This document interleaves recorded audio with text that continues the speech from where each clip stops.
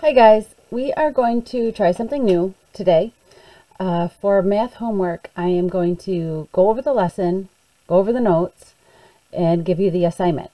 And then tomorrow morning, I will post a video that goes over all the answers. You will look at the work that you wrote down on your note paper and make corrections where you need to. So give yourself a star if you got it right. Give yourself a check if you got it wrong. Be honest. If you got it wrong, make some notes to what you needed to fix. You'll make a comment on what it is that you need to maybe get some additional help on, or what it is that you want me to go back over in class. And then we're going to start tracking and recording how many questions you're getting right and wrong on the homework to see if you're progressing along, see if you're making progress in math. Instead of only using just your assessment scores, your quizzes as evaluation tools, you will do a better job of tracking how many you're getting right on your homework and if you're putting in good effort. Okay? All right. But today what we're going to do is we're going to go over how to multiply decimals by whole numbers and decimals by decimals. This is on page 86 in your math book, page 86. So go find your math book, open it up, look at page 86. I'm going to show you my notes. You should be writing notes. You should be writing down examples and steps and how to do this, because I know that you don't go back and watch the videos. I know because I can see how many people are watching my videos, and it's a really low number. So you should be taking notes. Like I said, I will say it again. You should be taking notes. Okay. The big key idea when you multiply decimals by decimals and decimals by whole numbers is you multiply like you normally would with a regular whole number. And then you count the number of decimal places in the decimal factor. So factors, remember, are two numbers that you multiply together. And the product is going to have those same number of decimal places. So here we have two decimal places in the product. Over here we have 3 decimal places and 3 decimal places in the product. All right. On my notes that I wrote down, I wrote that stuff down, and I even underlined some key terms like factor, that we should know what that is, and product, we should know what that is. Obviously, we should know what a decimal is. It breaks a whole number into pieces. Okay. Example number 1 is 6 times 3 and 91/100ths. So when I do my multiplication, this is a habit that goes back to when I was in elementary school and learned how to do multiplication. I always wrote numbers that were longer on the top and the short ones on the bottom. That way I would have fewer rows of multiplication. So 3 and 91/100ths times 6. Multiply like regular. So step 1 is multiply like normal. Step 2, count the decimal places in the decimal factor. 1, 2. And then that product has the same number of decimal places. So when you figure that out, you always start on the outside and count in. 1, 2, and there's your decimal. Start on the right and move your decimal to the left.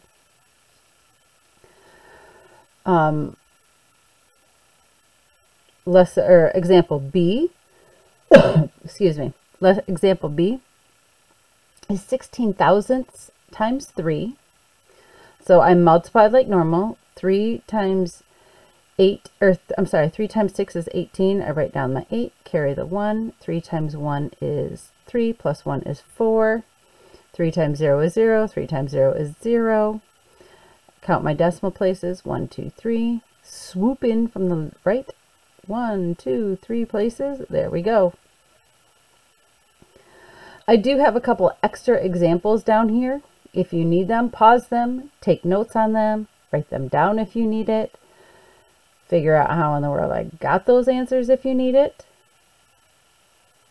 And then we're going to move on to example number 2. Now, example number 2 is actually pretty cool. So 1 and 35/100ths. So 1 dime is 1 and 35/100ths millimeters thick. And you want to know how high a stack of 100 dimes is. Now you could get 100 dimes and stack them up, but most people don't have $10 in dimes laying around. So let's figure it out. So I have 1 and 35 hundredths, sorry, times 100. We could like go through the regular multiplication process, and you know that there's 2 decimal places here. So on your product, you move in 2 decimal places, and it's 135 millimeters. Or you could use some mental math. Mental just means use your brain. You don't have to write a whole lot of stuff down. So in the number 100, there are 2 zeros. And 100 is bigger than 1, so you're going to make this number bigger than 1 and 35 hundredths. You're going to move that decimal place 2 places to the right. So there's 2 zeros here, move it 2 places to the right, and you end up with 135. Same trick. Either way that you do this, you're going to end up with the right answer of 135 millimeters high. On my notes, you can see that I did the same thing. I wrote down what example 1 was, and then here's my example 2. You can use mental math to mentally move the decimal places decimal to the right 2 places. Either way, I get the same answer. What I would like you to do now is you're going to go ahead and do on your own page 86 numbers 1 through 5. 1, 2, 3, 4, 5. And numbers 4 and 5, you can do it either way. You can do it using mental math, or you can write out the product like normal.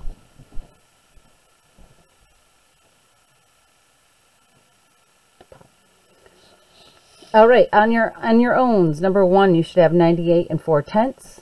Number 2 should be 72 and 55 hundredths.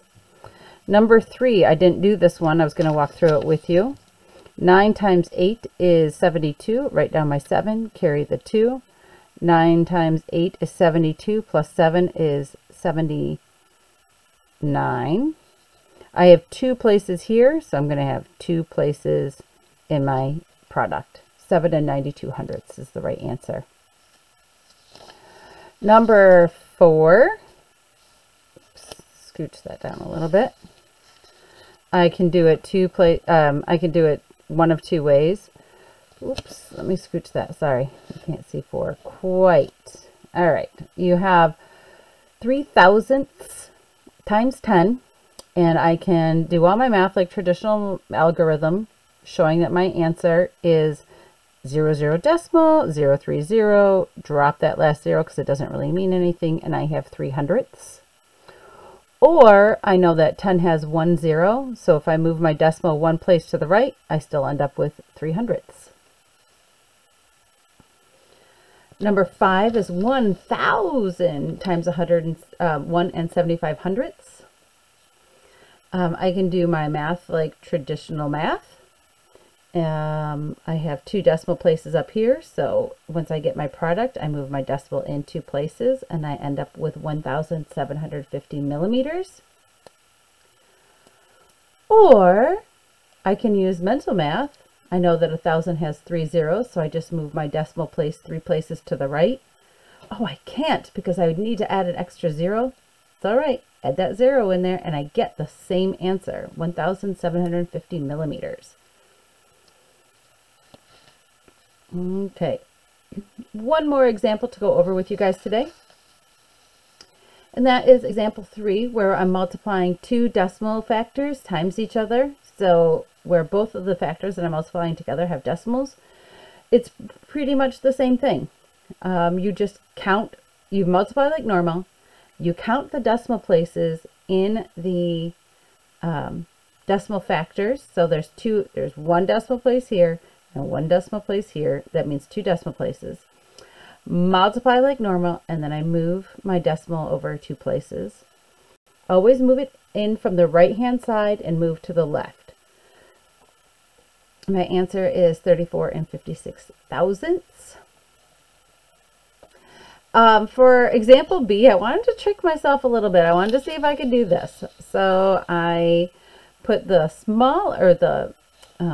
factor with fewer decimal places, or fewer places period, in the top part of my multiplication problem, and the one with more places in the bottom, just to see if I could do it. 3 and 1/10 times 5 thousandths. So my answer is going to be a lot smaller than that because it's 3 1/10 times a whole lot less than 1. So I know my answer is going to be a lot smaller than 3. So I multiply like normal. My decimal factors have 1, 2, 3 places, decimal places. So my answer has to have 1, 2, 3 decimal places. I have my answer 3 1/10 times 5 hundredths is 155 thousandths. Okay. That brings us to some on your owns. Number 6, 7, 8, 9. Go ahead and do example 6, 7, 8, 9 on your own. I'm going to do example number 6, and then if you would like to pause and do the rest on your own and then come back and check your answers, you are welcome to do that. 6 times 1 is 6. 6 times 8 is 48. Placeholder 0. 5 times 1 is 5. 5 times 8 is 40. Add those together. 6, 3, carry 1, 5, and 4. I have 2 decimal places. So my answer should be 45 and 36 hundredths. Okay? All right, next. If you would like to pause now and go and do your work on your own, you may. Otherwise, I'm just going to walk the way through all the rest of these. No, I'll just do one more example. Okay. 4 times 7 is 28. Write down my 8, carry the 2. 4 times 2 is 8 plus 2 is 10. Placeholder 0. 0 times 7 is 0. 0 times 2 is 0.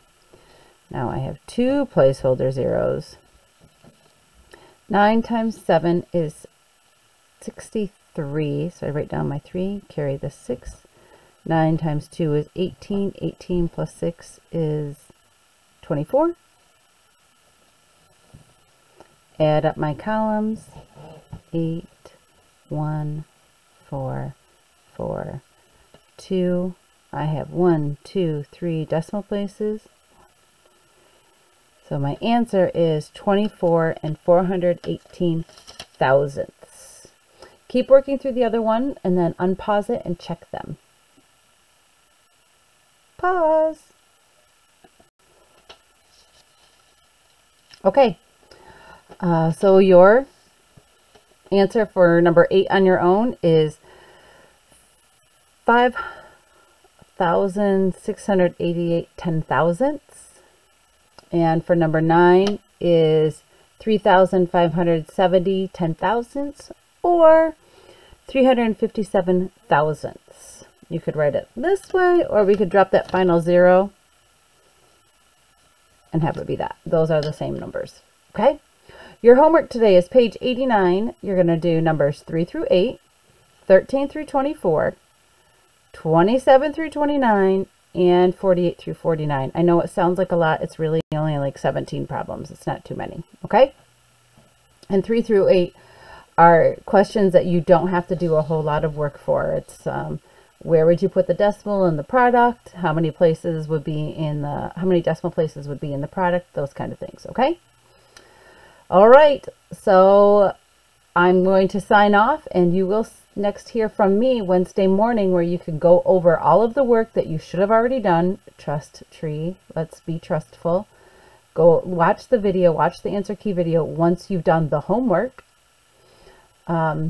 And that way you'll know what questions we need to talk about in class. Okay?